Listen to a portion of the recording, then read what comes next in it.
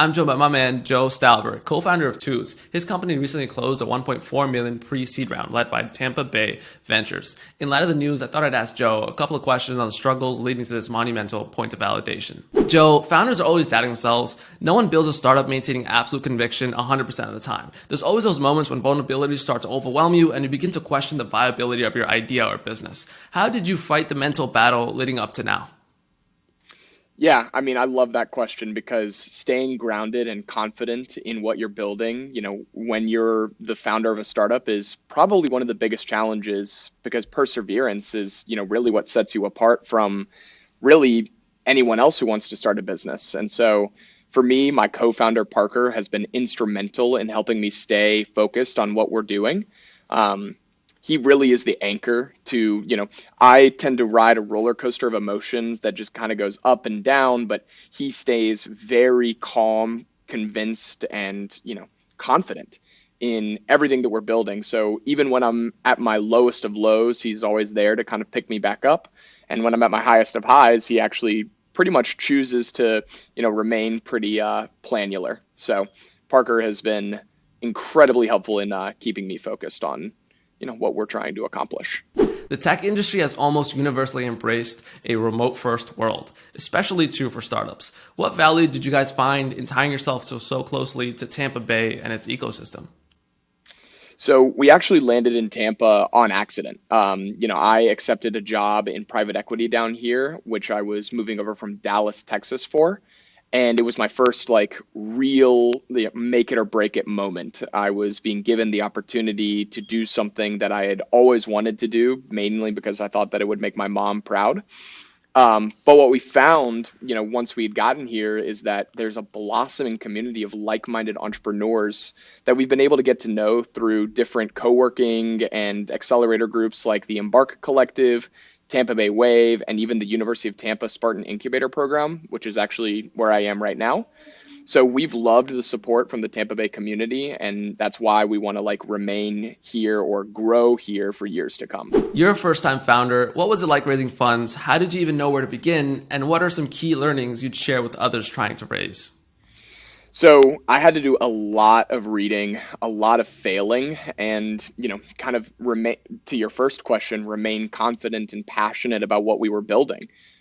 Because we tried everything. We went to events, we got warm intros to people through other founders, and even cold outreach. One of my favorite stories is when I reached out to an investor of one of the biggest firms in the world by saying that I think Diet Coke is the best soda in the world. And she was like, that's my favorite soda. I've never responded to a cold outreach, but here I am. So what proved to be the most successful was starting early and consistent updates. Our first conversation with TampaBay.Ventures was about a year and a half and 4,900 users ago. But luckily we had the insight to start a monthly newsletter where we would update people on our progress and how many users we had and what kind of messaging updates we were concocting. And so when our growth started to kick in, we reached back out and they actually decided to lead our first round, just kind of based on that consistent uptick. And all of our partners have been amazing thus far. As far as every no that we've gotten, it really just leads to another email that we've added to our list of people to update in future newsletters. What does one do with 1.4 mil?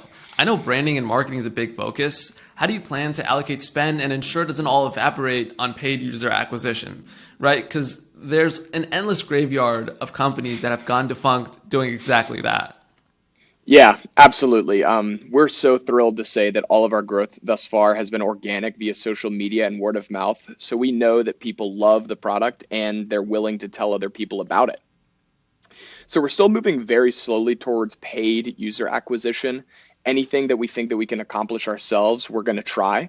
And that's why we really appreciate you having both me and Parker on your show, because we just look for every opportunity to share twos with more people.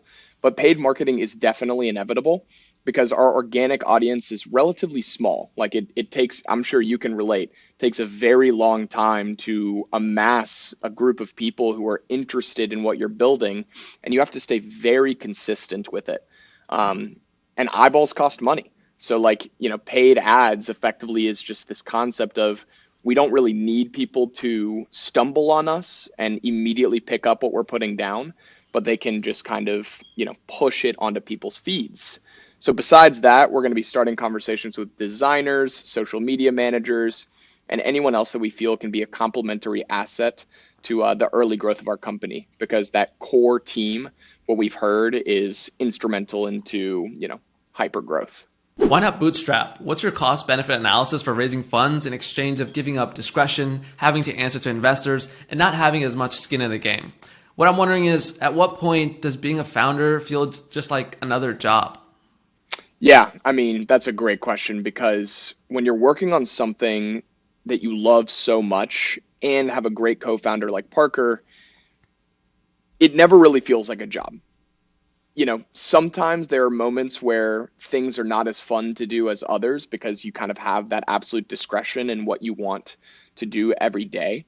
But when you're working on something that can help millions, if not billions of people, there's a much bigger mission that we're constantly focused on, and, maintaining this confidence in what we're trying to build makes it very easy to kind of wake up excited every day. And as far as giving up equity, I do feel like that's a very funny misconception by most people. It's almost like as a society, we celebrate fundraising rounds, although in reality, it's, selling a piece of your baby.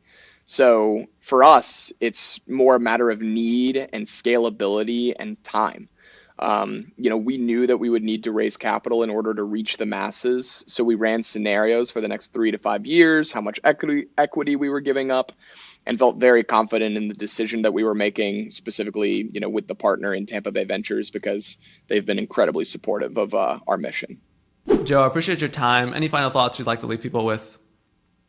Mostly just, I would love people to check out Twos. So twozap.com on any device. It's available for free. And effectively what we're trying to do is help people organize their life in one quick, easy, and simple tool to write, remember, and share anything that's important to them. So, we believe heavily that information is an asset. Everybody has very valuable information to share with others, whether that be family recipes or city recommendations or even movie ratings. So, we would love people's feedback. We would love them to check out the app. This is just the first step of a very long journey for us. And thank you again so much for having me on, because, I love interacting with you. And like you said in the beginning, you're my man.